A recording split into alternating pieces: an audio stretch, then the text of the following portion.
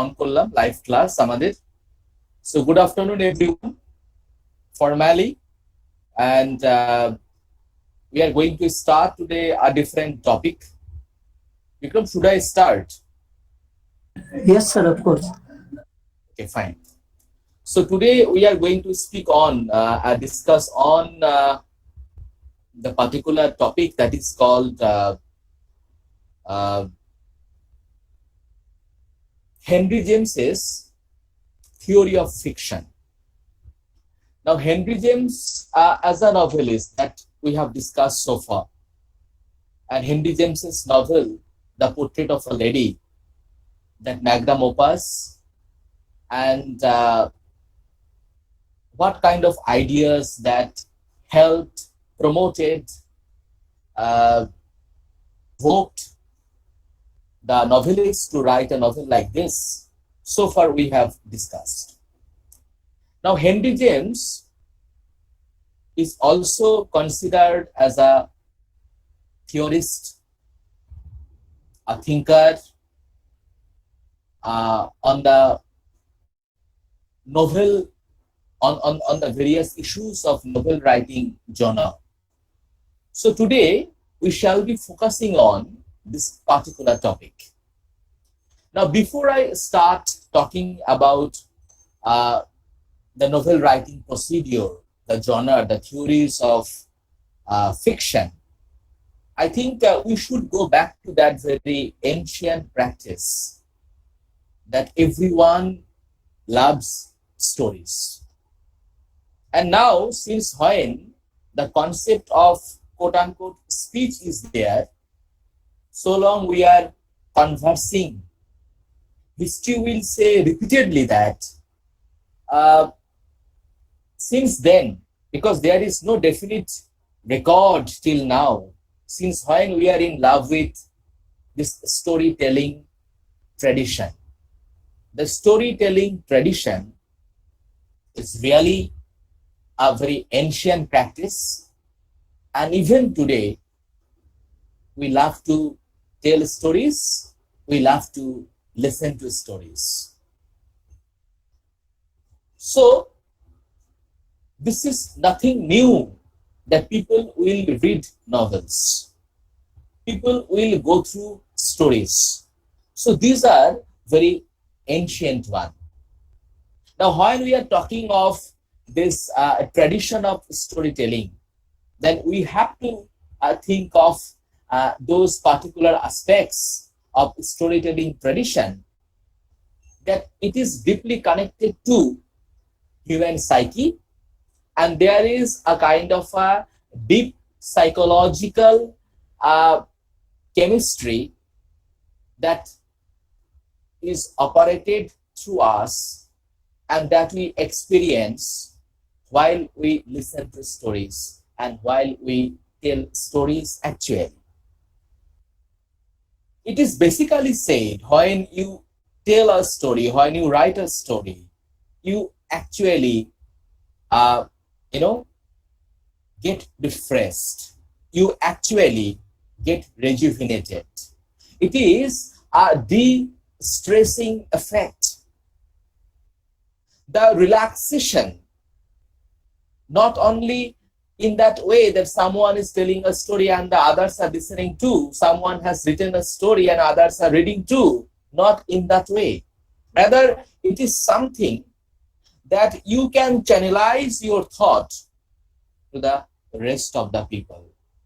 And you really enjoy, and it gives a kind of a different sensation on the part of the writer, on the part of the speaker. And this is a kind of a very soothing effect. Now, one thing that I would like to say before I move other areas of my talk today, and this one is, so many times it happened, it may be in your case too, those who are listening to me right now, that you know the story, but when a storyteller is retelling the same story that you have already introduced to, that you know already, still you don't interrupt the storyteller. even if you know what is the narrative pattern of that particular tale is going to be. Why don't you do such kind of thing? You don't do of that kind of a thing because story takes a different turn in different storyteller's position. Storytelling is actually a kind of a performance. And the same is in the case of story writing. A novel is nothing but a big story with multiple dimensions in so many characters together, so many episodes together. You retell and you go on telling stories in your own way. So the point that I was in that even if you know the story beforehand, often it is seen that you are not going to interrupt that particular storyteller when again the same man is telling the story or a different man saying the very same story, only because you know every time the story gets a bit changed. It is that inner quality of the storyteller. It is that very magic of the storytelling capacity, the sense of timing, the gesture of the speaker, and of course, the word that I must have to use here, the process of performance. All these terms that I just mentioned in the case of storytelling tradition, that ancient tradition, and which is still very popular, applicable in the case of novel writing tradition too. Because we still love stories, and everything what you actually listen to, you just switch on the TV, every day the soap opera which are being performed, telecast on the TV screen, what do you do actually? You listen to a story. It may be of some family story. You know it very well that what is going to happen in that particular context in the family, the in-laws and the newly married wife and the kind of topsy-turvy and that very difficult situation taking place over there.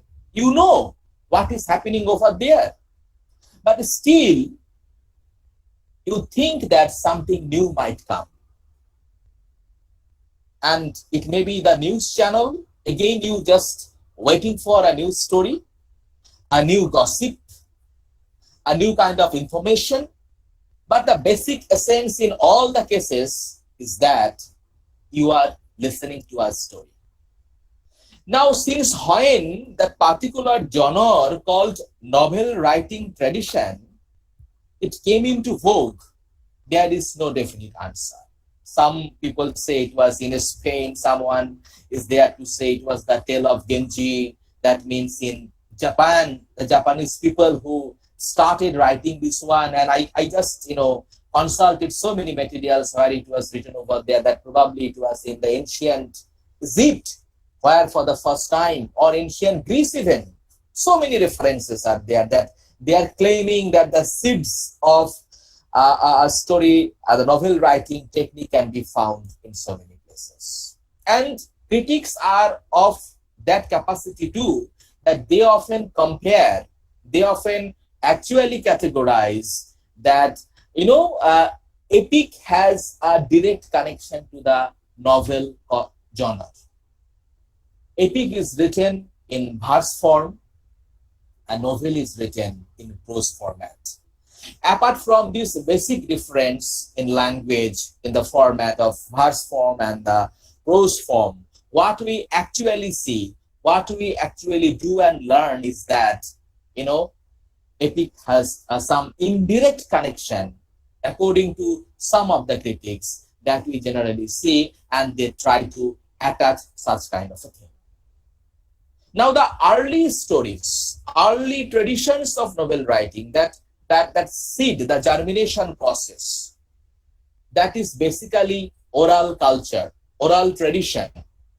Now, while talking about theory of fiction, you cannot deny the long history the old technique of orality.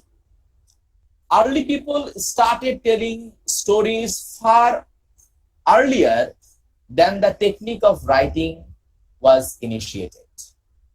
Far before they started writing, they already started enjoyed telling stories and listening to the stories. So this is not something new there. Basically, Cervantes's Don Quixote, often it is pronounced in some cases as Don Quixote. Miguel Cervantes's Don Quixote, or often it is pronounced as Don Quixote. It may often termed as the very first instance that may be said as the novel, okay, novel proper, but not exactly, but we can more or less come to that way. And then we have Daniel Defoe, who is often Robinson Crusoe and Moll Flanders are often categorized that early examples of novel writing tradition. And why not to say that Gulliver Travels, not exactly novel, but some novel techniques, traditions, and some that beginning can also be found over there. And this is how it was in the 1740s. Samuel Richardson came up with that novel writing technique, and that Clarissa Harlowe and Pamela, which came up with him. And then very soon we found contemporary, and he is no other than Henry Fielding. And Henry Fielding's caricature, it was a kind of a sort of ironical presentation of Pamela, that he wrote Shamala, and then he wrote so many, but that brilliant text by him, Joseph Andrews, and at the same time Tom Jones, which are to be remembered, some of the very early, more or less concrete examples of novel writing genre. Now, why Tom Jones is important? Tom Jones is important only because it was the preface, the preliminary pages, early pages of Tom Jones, where for the first time we find Henry Fielding is writing what does he mean by this kind of a new and popular genre at that very time. What prompted him to write a text like Tom Jones? What really came in his mind before starting a project like this? So the theory of fiction that we are talking today, the theory of fiction that we are very soon going to, attach, we are going to connect it today in case of Henry James. The one of the pioneers of this theory that we are finding here today is no other than Henry Fielding. In Henry Fielding, we find this kind of technique, that theorizing the ideas for the first time. Now come to Henry James. While talking to Henry James, and Henry James is basically called an institution of his own, because the kind of contribution he had, the huge contribution that he made in English literature, a man who was actually from America, and this man, in spite of being an American, and of course he had some Irish connection too, and then he became a naturalized British citizen just before the year of his death. So most of the time he spent here. And what was his contribution? His contribution was 22 novels. Can you imagine 22 novels, and 2 novels out of which was unfinished, 112 tales, 7 plays, and such voluminous writing that he actually contributed to English literature. Now, this very formidable, monumental position of Henry James as a writer in England, It is to be credited, it is to be given much importance, and he himself is considered as an institution. Now, Henry James, in all the aspects, is basically considered the man who actually formally jotted down the ideas of fiction. It was he who actually was attempting to jot down that ideas of fiction together so that it can be consolidated. So the art of fiction, the famous essay by Henry James that was published in 1884, the art of fiction is all about those brilliant ideas that Henry James jotted down there. So we must go for. So while reading Henry James's art of fiction, what do we actually get? What we actually get here is some of the very basic essence on the part of the novelist. And the basic essence that he is going to talk about, the sense of obligation. On the part of the novelist, it is the sense of obligation. And and so many places Henry James was there to say that the art of the novelist is, of course, a wholehearted dedication. Novelist should never be very casual. He is doing some great job. He should be 100%, dedicated, concentrated, and should take this particular job of novel writing very seriously. It is not something he will be very shallow in the approach. And that's why one thing that I must have to say is that it was T.S. Eliot and so many other contemporaries of T.S. Eliot, they were very much influenced by this particular writer, Henry James, and the theorist, Henry James. And Art of Fiction is not the only text where he actually consolidated his ideas of fiction, rather in so many articles, journals, texts, he has given his ideas of, what should be the quality of a good novel. So the kind of obligation that I was talking about, and I must be focusing on that idea of obligation. Now, while talking about obligation, I must say that what did he actually mean? What was the point? So I'm reading out from, partially, in some cases in different way, what was the basic ideas, what did he mean by obligation, and the other ideas that we find in the essay, An Art of Fiction.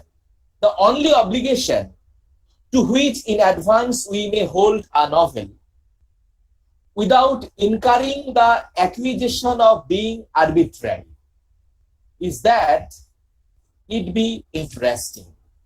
So keep it in mind that Henry James is beginning the essay, Art of Fiction, with this particular cautionary note.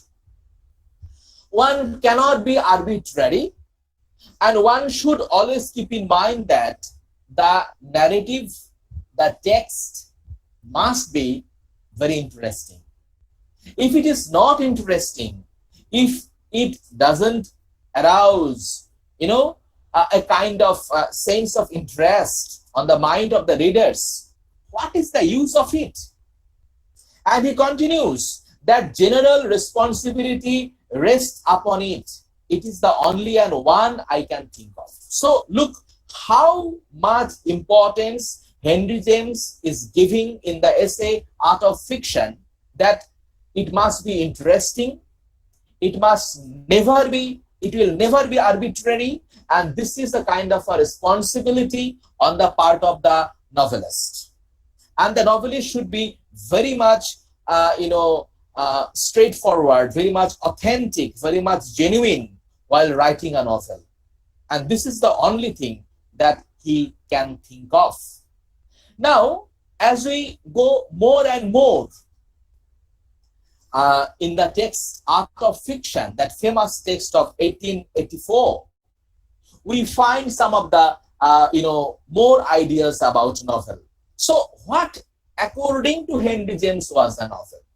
What did he mean by novel? What was his opinion on novel? So I am reading out only a tiny portion from the text, Art of Fiction. I quote from the text: a novel is, in its broadest definition. What did he mean?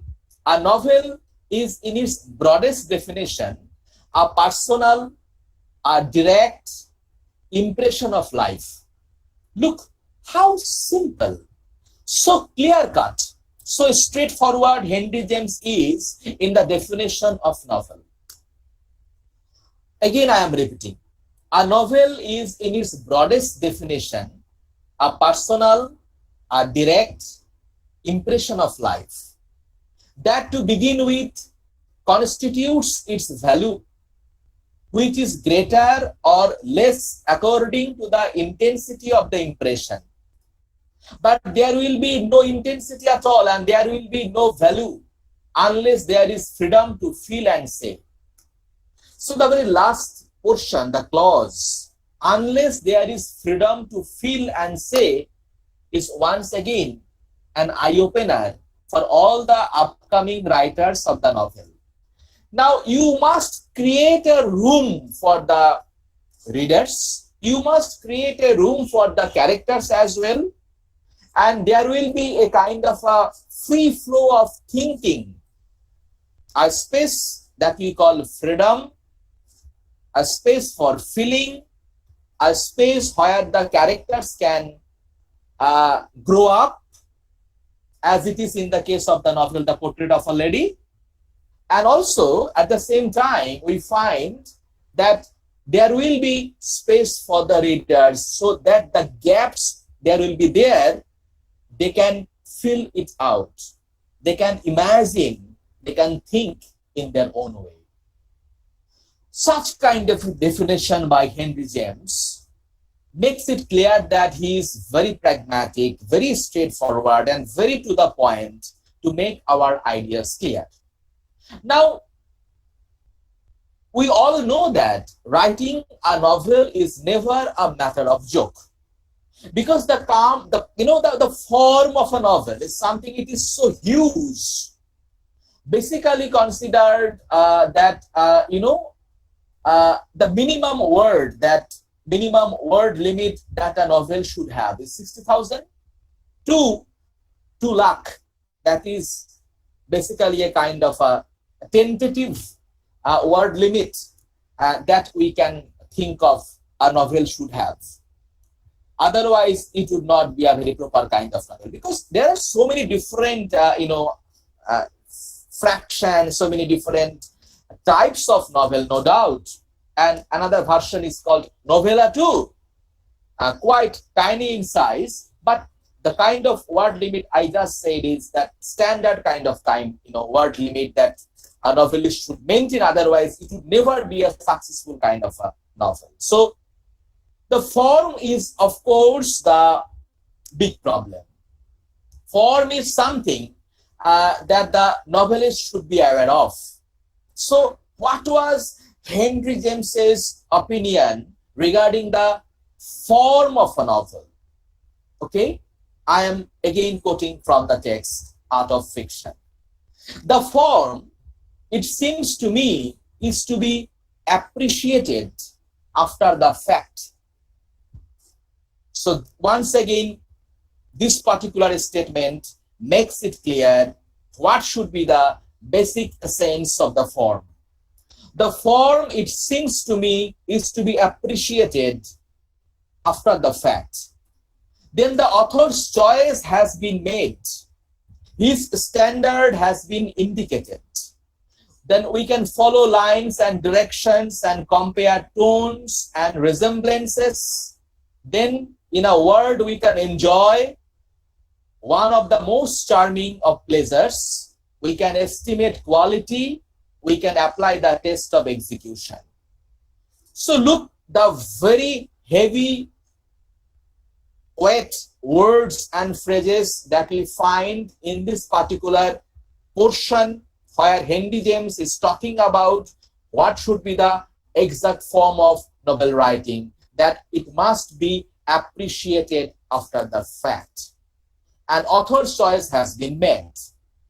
And you know, we can follow lines and directions and compare tones and resemblances. So, a writer of a novelist must be a kind of a very balanced mind. He must possess a balanced mind, because the comparison, the condition of resemblance is something is never possible when the author is not in a balanced portion, because he has to maintain so many things, so many characters, so many dialogues, and the flow of all these, incidents taking place in the whole novel to make that very perfect balance.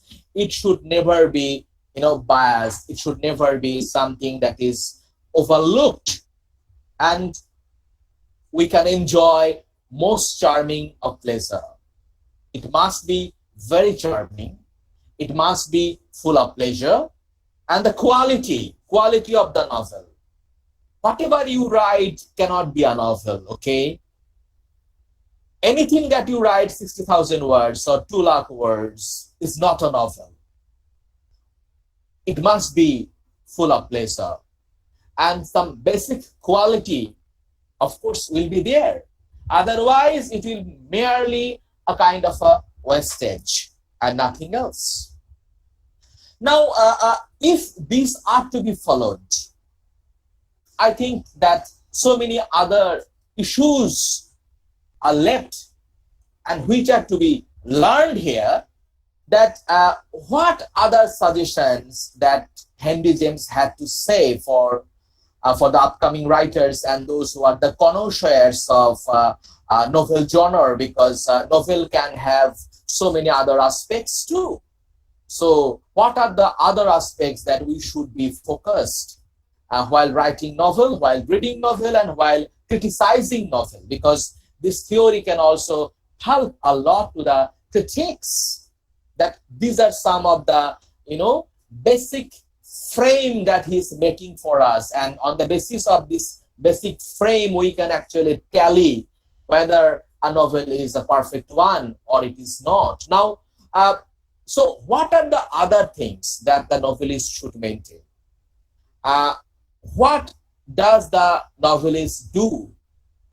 What does the novelist keep in mind to make the novel, more perfect, polished? How can this be? So I'm quoting from the text once again. Novelist must write from his experience. Mere shallow observation wouldn't work. If you want to write a novel that can be hard, that can make us feel the exact essence. This is a very famous quotation. I'm sure that we all know that if you want to shed tears from the eyes of the readers, you have to weep first. If you want to make your readers laugh, you have to laugh yourself first. Otherwise, you can't. So this very, experience, that is very necessary. A novelist must write from his experience, as Henry James is saying in that essay, Art of Fiction, that his characters must be real and such as might be met with in actual life. So, until or unless they are real, mere vague, mere fictional, wouldn't last long. A young lady brought up in a quiet country village should avoid descriptions of garrison life, and a writer whose friends and personal experiences belong to the lower middle class should carefully avoid introducing the characters into society. So, what to avoid? What to avoid and what not to, highlight more and more. This is something that Henry James is also saying over there. one should enter one's notes in a commonplace book. Commonplace book is a term that we often find is in practice in England since the time of early 16th century. And I do remember it was in Francis Bacon who also recommended keeping a commonplace book all the time. It is just like a diary that we have nowadays. And in the diary, whenever you walk on the road, you get some good idea. But if you don't keep all those good ideas intact immediately on that commonplace book, you might forget them immediately. So what actually the commonplace book will do, you can carry, it will be a tiny book that you can carry all the time with you. But since we have mobile phones nowadays, and there is a kind of an application called Notes section. And this tiny box where if you just click over it, you can have a space and you can write everything that you have in mind immediately. And you need not internet at that very moment. It is just like a writing pad. In every mobile phone, smartphone we can have nowadays. So you can keep those brilliant ideas that come to you all on a sudden. When you are on the road, when you are some other place, you don't have a pen and a paper, a diary, a commonplace book that you are carrying.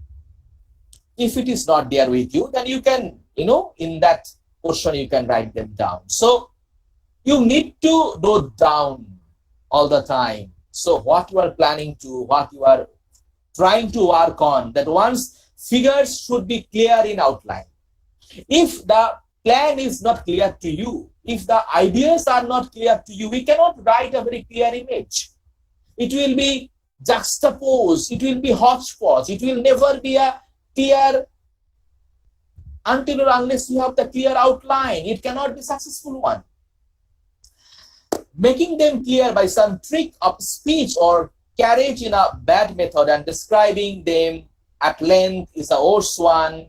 English fiction should have a conscious moral purpose.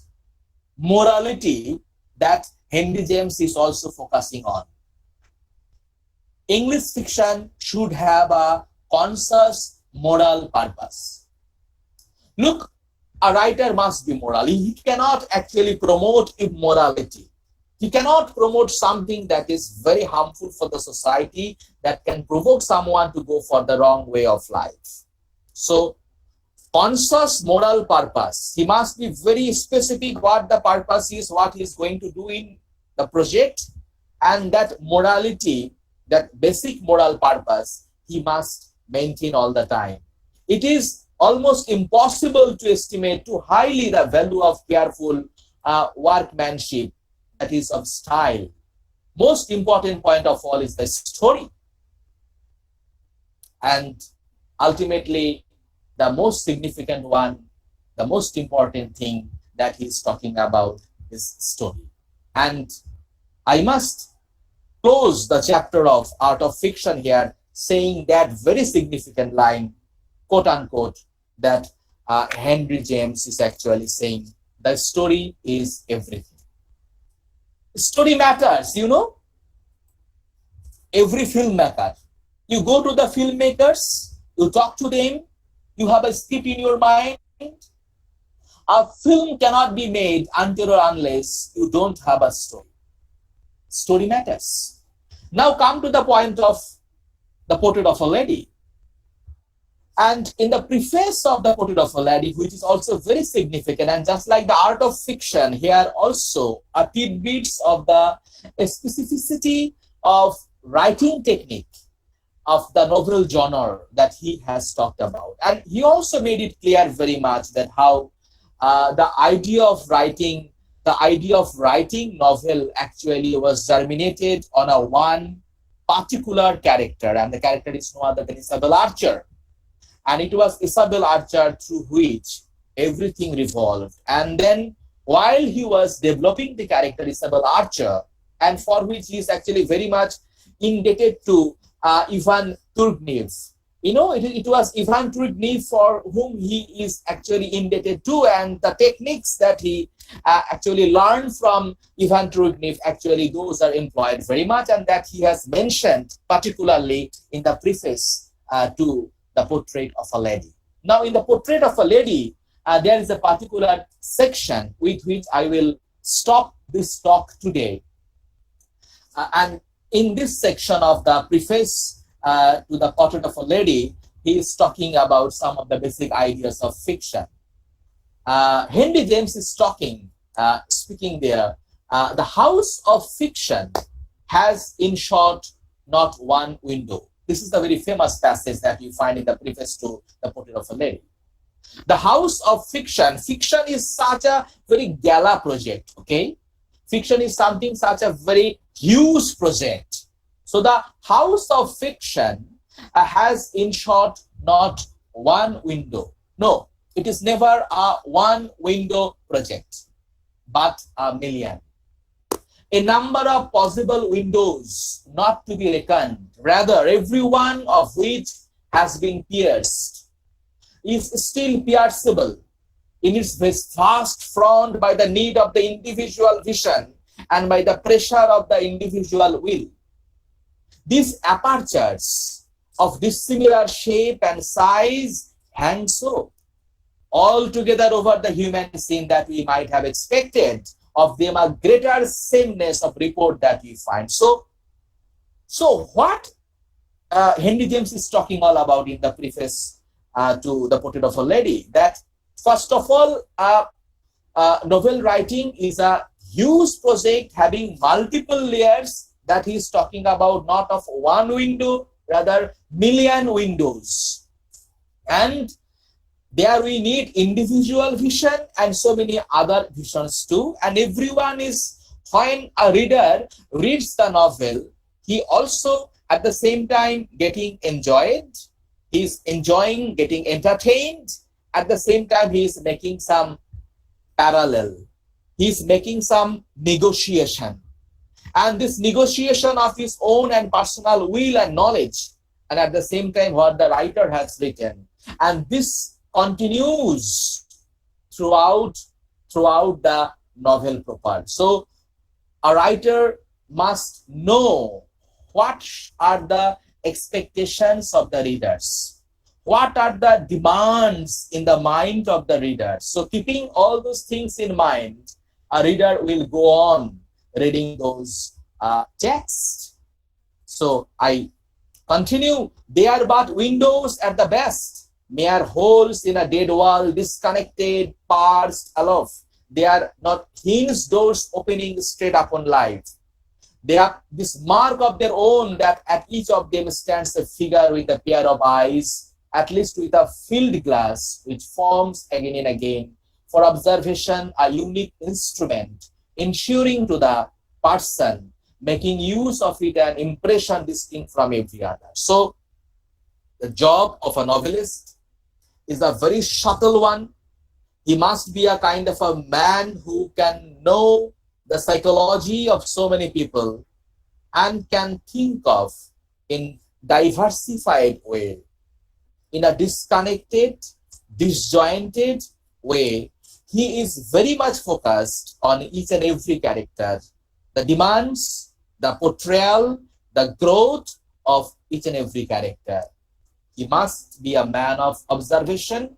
He must have that very unique quality that can give an indelible impression on the mind of the character.